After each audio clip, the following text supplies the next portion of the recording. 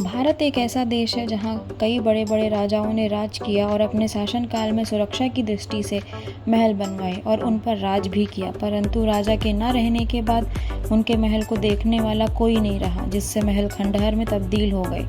आज हम आपको एक ऐसे ही महल के बारे में बताने जा रहे हैं जो एक ऐतिहासिक किला था, परंतु अब खंडहर में तब्दील हो रहा है या कहें कि हो चुका है। मध्य प्रदेश के रीवा से लगभग 50 किलोमीटर और सतना रेलवे स्टेशन से 7 किलोमीटर की दूरी पर स्थित माधवगढ़ का किला। सो फ्रेंड्स, आज का वीडियो स्टार्ट करते हैं। अगर आप हमारे चैनल में नए हैं, चैनल को सब्सक्राइब करें और अपने फ्रेंड्स के साथ ज़रूर शेयर करें। सतना में विभिन्न धार्मिक स्थलों के अलावा माधवगढ़ किला लगभग 400 साल पहले बनी एक ऐतिहासिक संरचना है। माधव सिंह जी ने यह किले का निर्माण कराया था, जिसे वर्ष 2000 में ठाकुर भवानी सिंह जी ने एक हेरिटेज होटल में बदल दिया था। इस किले को 1787 में मराठों की लड़ाई के लिए सबसे ज़्यादा याद किया जाता है। माधवगढ़ भारत के मध्य प्रदेश के सतना जिले में एक छोटा सा गांव है जो सतना से 7 किलोमीटर दूर है। यह कभी एक बड़ा राज्य हुआ करता था, लेकिन राज्य पर शासन करने वाले राजवंश के पतन के बाद इसे अपना गौरव खो दिया और धीरे धीरे एक गांव बन गया। माधवगढ़ का नाम माधव सिंह से प्रेरित था, जो पास के माधवगढ़ किले का एक वास्तविक राजा था। कुछ स्रोतों से पता चलता है कि माधव बालादेव सिंह का छोटा भाई था, जिसने राजा बनने के लिए अपने पिता को मारने की कोशिश की थी और फिर उसे राज्य से निष्कासित कर दिया गया था। हालांकि राज्य का नाम लंबे समय से एक ही था, लेकिन राज्य में विभिन्न जानकार लोगों के अलग अलग विचारों के टकराव के कारण अभी भी आधिकारिक नाम नहीं था। जब बाला के निष्कासित होने के कारण माधव राजा बने, तब उन्होंने इसे एक आधिकारिक नाम दिया माधवगढ़, और यही नाम आधिकारिक बना दिया। स्थानीय क्षेत्रों में यह अपने किले के लिए भी जाना जाता था। माधवगढ़ पर सबसे पहले केशव सिंह ने कब्जा किया था। तब से लेकर आज तक उनके वंश ने ही राज किया है। परीक्षित सिंह के शासनकाल में यह राज्य और भी शक्तिशाली हो गया। उन्हें माधवगढ़ का असली संस्थापक कहा जाता है। उन्होंने राजवंश में सबसे लंबे समय 58 साल तक राज किया। उनके बेटे बालादेव सिंह ने उन्हें मारने की कोशिश की ताकि वे राजा बन सकें। बाला के मारने की ठीक पहले परीक्षित को इस बात का पता चल गया और उन्होंने उन्हें हमेशा के लिए राज्य से निकाल दिया। इसलिए उन्होंने अपने छोटे बेटे माधव सिंह को राजा बनाया।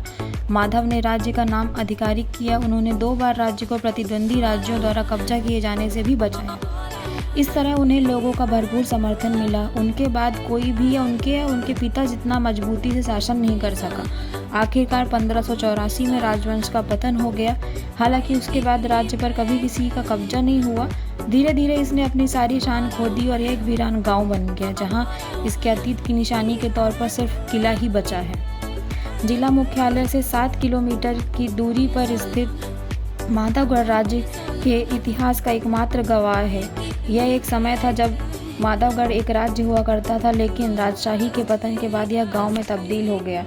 राज्य के नाम पर कुछ बचा तो वह राज्य के गौरवशाली इतिहास को ताज़ा रखने वाला माधवगढ़ का विशाल किला, जो सतना की टमस नदी के ऊपर बना है। किले की भव्यता आज भी लोगों को अपनी ओर आकर्षित करती है, लेकिन प्रशासनिक उदासीनता और रखरखाव न होने की वजह से यह किला जर्जर होता जा रहा है। आलम यह है कि किले की एक तरफ की दीवार पूरी तरह गिर चुकी है। धीरे धीरे किला अपना अस्तित्व की जंग अब हारता दिखाई दे रहा है। ऐसा ही रहा तो कुछ वर्षों के बाद यह किताबों कहानियों तक ही सीमित रह जाएगा।